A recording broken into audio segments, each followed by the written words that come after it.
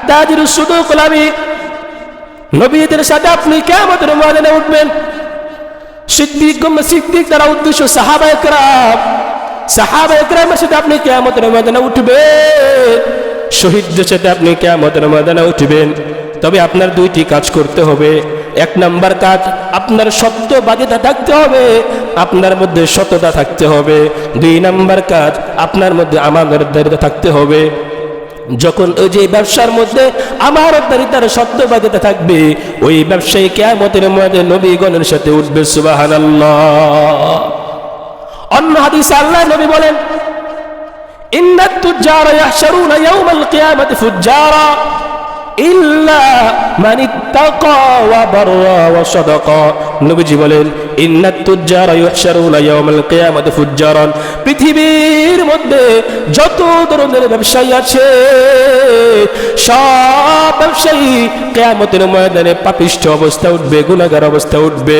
নবীজি বলেন, তবে বান্দা তিনটা গুণ যার মধ্যে থাকবে, ওই বান্দা গুনাহগার অবস্থা উঠবে না। এক নাম্বার, ইল্লা মান ইত্তাকা, যে বান্দা ব্যবসা করার মধ্যে তাকওয়া অবলম্বন করবে, যে বান্দা ব্যবসা করার মধ্যে আল্লাহকে ভয় করবে, যে বান্দা ব্যবসা করার মধ্যে আল্লাহর বিধান অনুযায়ী ব্যবসা করবে। ইল্লা মান ইত্তাকা ওয়া বাররা ওয়া সাদাকা। নবীজি বলেন, যে বান্দা ব্যবসা করার মধ্যে সৎ থাকবে, ওয়া সাদাকা, সত্যবাদিতার সাথে ব্যবসা করবে, কিয়ামতের ময়দানে ওই বান্দা আল্লাহর দরবারে পাপিষ্ঠ অবস্থায় উঠবে না। সুবহানাল্লাহ। أعوذ بالله من شرور أنفسنا ومن سيئات أعمالنا من يهده الله فلا مضل له ومن يضلله فلا هادي له ونشهد أن لا إله إلا الله وحده لا شريك له لا ضد له ولا ند له ولا مثل له ونشهد أن سيدنا وسندنا وحبيبنا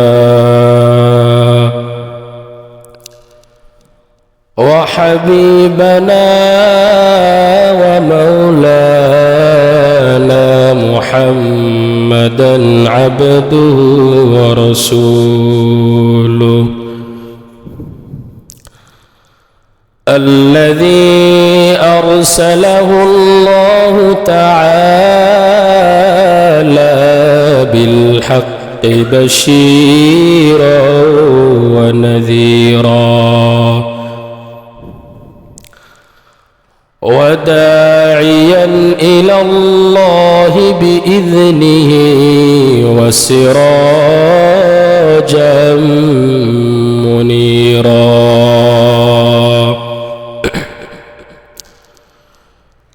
أما بعد فقد قال الله تعالى في كلامه المجيد وفي فرقانه الحميد. أعوذ بالله من الشيطان الرجيم. بسم الله الرحمن الرحيم. يعلموا أنما الحياة الدنيا لعب ولهو وزينة وتفاخر بينكم بالأموال والأولاد وقال رسول الله صلى الله عليه وآله وسلم التاجر الصدوق الأمين مع النبيين والصديقين والشهداء والصالحين أو كما قال عليه الصلاة والسلام صدق الله العظيم وصدق رسوله النبي الكريم ونحن على ذلك لمن الشاهدين والشاكرين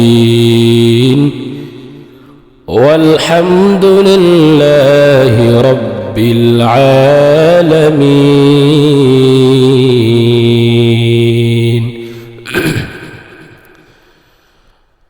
الحمد لمن قدر خيرا وقبلا الحمد لمن قدر خيرا وقبلا والشكر لمن صور حسنا وجمالا والشكر لمن صور حسنا وجمالا فرد صمد عن صفة الخلق بريء فرد صمد عن صفة الخلق بريء رب أزلي خلق الخلق كمالا رب أزلي خلق الخلق كمالا لا ضد ولا ند ولا حد لمولاه لا ضد ولا ند ولا حد لمولاه الآن كما كان ولم يلق زوالا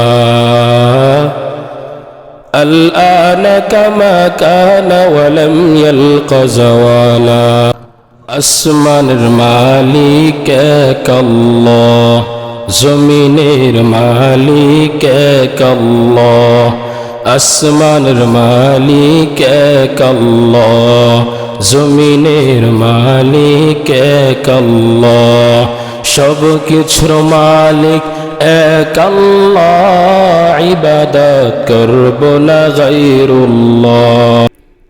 সম্মানিত হাজিরিন, আমি যে আয়াতে কারিমা এবং হাদিস খানা তেলাওয়াত করেছি, এই আয়াত এবং হাদিসের উপর আল্লাহ পাক রব্বুল আলামিন দুনিয়ার মানুষ ব্যবসা বাণিজ্য করে, এই ব্যবসা বাণিজ্য সম্পর্কে আল্লাহ পাক এই আয়াত এবং হাদিসের উপর আলোচনা করেছেন। দুনিয়ার মানুষ ব্যবসা বাণিজ্য করে, ব্যবসা বাণিজ্য করার মানুষের প্রয়োজন হয়। তবে এই ব্যবসা যদি মানুষ সততার সাথে করতে পারে, যদি মানুষ এই ব্যবসা সত্যবাদিতার সাথে করতে পারে, আমানতের সাথে করতে পারে, এই ব্যবসা মানুষকে জান্নাতে নিয়ে যাবে। সুবহানাল্লাহ। আমরা মনে করি ব্যবসা বাণিজ্য করা এটা দুনিয়াবি বিষয়, কিন্তু না, ব্যবসা বাণিজ্য করা শুধু দুনিয়াবি বিষয় নয়, এটা দ্বীনেরও বিষয়। নবী করিম সাল্লাল্লাহু আলাইহি ওয়াসাল্লাম নিজে ব্যবসা করেছেন, সাহাবা একরাম ব্যবসা করেছেন, আমাদের ইমাম আবু হানিফা রহমাতুল্লাহি আলাইহি ব্যবসা করেছেন। ব্যবসা করা নবী করিম সাল্লাল্লাহু আলাইহি ওয়াসাল্লামের সুন্নাত। তবে যে ব্যক্তি ব্যবসাকে দুনিয়ার মধ্যে পড়ে যাবে, এই ব্যবসা করে দুনিয়ার মোহে পড়ে যাবে, ব্যবসার মধ্যে আমানতদারিতা থাকবে না, সততা থাকবে না, সত্যবাদিতা থাকবে না, এই ব্যবসার মধ্যে যখন গরমিল হবে তখন এই ব্যবসায়ী তাকে জাহান্নামের মধ্যে নিয়ে যাবে। নাউজুবিল্লাহ। এই জন্য আল্লাহ পাক রব্বুল আলামিন এই ব্যবসাকে দ্বিমুখী উল্লেখ করেছেন। কোরআনের মধ্যে সম্পদকে আল্লাহ পাক এক জায়গায় কল্যাণ উল্লেখ করেছেন, আরেক জায়গায় সম্পদকে ফিতনা পরীক্ষা উল্লেখ করেছেন। এক জায়গায় ভালো উল্লেখ করেছেন, আরেক জায়গায় খারাপ উল্লেখ করেছেন। কারণ এই ব্যবসার মধ্যে ভালো এবং খারাপ উভয়টাই রয়েছে। আল্লাহ পাক রব্বুল আলামিন বলেন, ইন্নামা আমওয়ালুকুম ওয়া আওলাদুকুম ফিতনাহ। আল্লাহ পাক বলেন, হে মানুষ, নিশ্চয়ই তোমাদের মাল, ধন সম্পদ, তোমাদের সন্তান সন্ততি এগুলো পরীক্ষা স্বরূপ আমি আল্লাহ তোমাদেরকে দিয়েছি। আমি আল্লাহ তোমাদেরকে এগুলো পরীক্ষার জন্য দিয়েছি। এই পরীক্ষায় যদি তোমরা উত্তীর্ণ হতে পারো, আমি আল্লাহর কাছে তোমাদের জন্য বিশাল পুরস্কারের ব্যবস্থা রয়েছে। সুবহানাল্লাহ। আর যদি এই পরীক্ষায় তোমরা ফেল করো, উত্তীর্ণ হতে না পারো, তাহলে আমি আল্লাহর কাছে বিশাল আযাবের ব্যবস্থা রয়েছে। নাউযুবিল্লাহ। আল্লাহ পাক রব্বুল আলামিন অন্য আয়াতে বলেন, ওয়ামাল হায়াতুদ দুনিয়া ইল্লা মাতাউল গুরুর। আল্লাহ পাক রব্বুল আলামিন বলেন, ও দুনিয়ার মানুষ, এই দুনিয়াটা তোমাদের জন্য ধোঁকা ছাড়া কিছু নয়। অন্য আয়াতে আল্লাহ পাক রব্বুল আলামিন জানিয়ে দেয়, ই'লামু আন্নামাল হায়াতুদ দুনিয়া লাইবু ওয়া লাহু ওয়া যিনাতু ওয়া তাফাখুরুম বাইনাকুম বিল আমওয়ালি ওয়াল আওলাদ। আল্লাহ পাক রব্বুল আলামিন বলছেন, ও মানুষ, জেনে রাখো, জেনে রাখো, আন্নামাল হায়াতুদ দুনিয়া লাইবু ওয়া লাহু, দুনিয়ার যে তোমাদের এই পার্থিব জীবনে, জীবনটা খেলাধুলার জায়গা। লাইবু ওয়া লাহু ওয়া যিনাতু ওয়া তাফাখুরুম বাইনাকুম, এই দুনিয়াটা তোমাদের জন্য খেলাধুলার জায়গা। ওয়া যিনাতু ওয়া তাফাখুরুম বাইনাকুম, এই দুনিয়ার মধ্যে তোমরা একে অপরের গর্ব করো, একে অপরের মধ্যে তোমরা প্রতিযোগিতা করো, অহংকারের প্রতিযোগিতা। ওয়া তাফাখুরুম বাইনাকুম ওয়া তাকাসুরুন ফিল আমওয়ালি ওয়াল আওলাদ। আল্লাহ বলেন, তোমরা আরো প্রতিযোগিতা করো। কিসের প্রতিযোগিতা? কার কতগুলো সম্পদ অর্জন করতে পেরেছো, সম্পদের প্রতিযোগিতা তোমরা দুনিয়ার মধ্যে করো। ওয়া তাকাসুরুন ফিল আমওয়ালি ওয়াল আওলাদ। আল্লাহ বলেন, তোমরা দুনিয়ার মধ্যে প্রতিযোগিতা করো কার থেকে কে বেশি সম্পদ অর্জন করতে পেরেছে। এই প্রতিযোগিতা তোমরা দুনিয়ার মধ্যে করতে থাকবে। এই প্রতিযোগিতা তোমাদের কখন শেষ হবে? আল্লাহ বলেন, আল্লাহকুমুত তাকাসুর হাত্তা যুরতুমুল মাকাবির। তোমাদের এই প্রাচুর্যের প্রতিযোগিতা, ধন সম্পদের প্রতিযোগিতা, পদপদবীর প্রতিযোগিতা, তোমাদের এই সন্তান সন্ততির প্রতিযোগিতা, অহংকারের প্রতিযোগিতা, সব প্রতিযোগিতা তোমাদের তখন শেষ হয়ে যাবে। হাত্তা যুরতুমুল মাকাবির, যখন তোমরা কবরের সাথে সাক্ষাৎ করবে, সব প্রতিযোগিতা তোমার শেষ হয়ে যাবে। হাত্তা যুরতুমুল মাকাবির, দুনিয়ার মানুষ কবরে যাওয়ার আগ পর্যন্ত প্রতিযোগিতা করবে। এই প্রতিযোগিতা থেকে মানুষ কখনো নিশ্চিন্ন হতে পারবে না, মানুষ শেষ করতে পারবে না। যখন ওই বান্দা কবরে যাবে, তখন এই প্রতিযোগিতা শেষ হবে, এর আগে শেষ হবে না। আল্লাহ পাক রব্বুল আলামিন এইখানে ধন সম্পদকে আল্লাহ পাক প্রতিযোগিতার স্থান বলেছেন, পরীক্ষার স্থান বলেছেন। দুনিয়াটাকে আল্লাহ পাক ধোঁকা উল্লেখ করেছেন। কিন্তু অন্য আয়াতে আল্লাহ পাক রব্বুল আলামিন এই দুনিয়াকে, মালকে, ব্যবসা বাণিজ্যকে আল্লাহ পাক আল্লাহর অনুগ্রহ, আল্লাহর দয়া উল্লেখ করেছেন। আল্লাহ পাক রব্বুল আলামিন বলেন, فَإِذَا قُضِيَتِ الصَّلَاةُ فَانتَشِرُوا فِي الْأَرْضِ وَابْتَغُوا مِنْ فَضْلِ اللَّهِ وَاذْكُرُوا اللَّهَ كَثِيرًا لَعَلَّكُمْ تُفْلِحُونَ।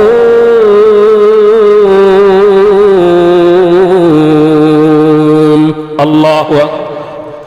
আল্লাহ পাক রব্বুল আলামিন বলেন, ও দুনিয়ার মানুষ, ফাইদা কুদিয়াতিস সালাহ, যখন মসজিদে হাইয়া আলাস সালাহ আযান দিবে, যখন মসজিদের মুয়াজ্জিন হাইয়া আলাল ফালাহ বলে ডাকবে, তখন তোমরা সঙ্গে সঙ্গে মসজিদের মধ্যে চলে আসো, মসজিদের উদ্দেশ্যে ছুটে আসো, দোকানের শাটারটা বন্ধ করে মসজিদের জন্য নামাজের উদ্দেশ্যে ছুটে আসো। আল্লাহ পাক বলেন, এই বান্দা, নামাজ পড়ার পর ততক্ষণ পর্যন্ত, নামাজ শেষ করার পরেও তুমি মসজিদের মধ্যে বসে থাকবে। আল্লাহ পাক এটা বলেন নাই। নামাজ শেষ করার পর মসজিদের মধ্যে তুমি বসে থাকবে, আল্লাহ পাক বলেন নাই। আল্লাহ বলেন, ফাইদা কুদিয়াতিস সালাহ, ও বান্দা, যখন তোমার নামাজ শেষ হয়ে যাবে, ফান্তাশিরু ফিল আরদি, তখন তোমরা জমিনের মধ্যে ছড়িয়ে পড়ো, তখন তোমরা জমিনের মধ্যে ছড়িয়ে পড়ো। জমিনের মধ্যে কেন ছড়িয়ে পড়বা? ওয়াবতাগু মিন ফাদলিল্লাহ, আল্লাহর অনুগ্রহ তালাশ করো, আল্লাহর অনুগ্রহ অন্বেষণ করো। মুফাসসিরিন ইকরাম ওয়াবতাগু মিন ফাদলিল্লাহর ব্যাখ্যা করেছেন ব্যবসা বাণিজ্যের মাধ্যম, দুনিয়া উপার্জনের মাধ্যম। যখন তোমাদের নামাজ শেষ হয়ে যাবে, জমিনের মধ্যে তোমরা ছড়িয়ে পড়বা, এরপরে তোমরা জমিনের মধ্যে উপার্জন করবা, কারণ তোমার নিজের উপর তোমার হক রয়েছে, তোমার স্ত্রীর হক তোমার উপর রয়েছে, সন্তান লালন পালনের হক তোমার উপর রয়েছে, আত্মীয় স্বজনদের হক তোমার উপর রয়েছে। এই হকগুলো তোমার আদায় করতে হলে মসজিদের মধ্যে বসে থেকে আদায় করা যাবে না।